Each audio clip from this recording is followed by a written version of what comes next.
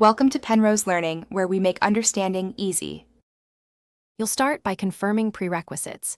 You need your Discord login and an authenticator app on your phone. Once ready, open Discord on desktop or web and go straight to user settings, then My Account. Make sure your email is verified and you can receive messages. Next, find the two-factor authentication section and click Enable Two-Factor Auth. This first move triggers the pairing flow with your phone so you can link an authenticator app securely.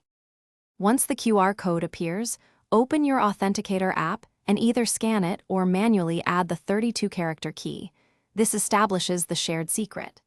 After the account appears in the app, copy the first 6-digit code and type it into Discord's verification field.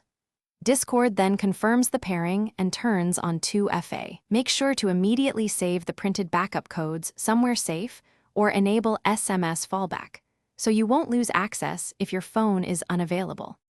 Finish by logging out and signing back in to test the flow. Enter your password, then the 6-digit code from the authenticator.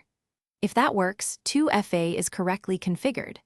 Store backup codes offline, print them or save to a password manager, and enable Authy multi-device if you want an extra device option. If something goes wrong, try backup codes first, then SMS recovery if set up, and contact Discord support only if those options fail. Thanks for watching. If this was helpful, leave a like and consider subscribing. See you next time.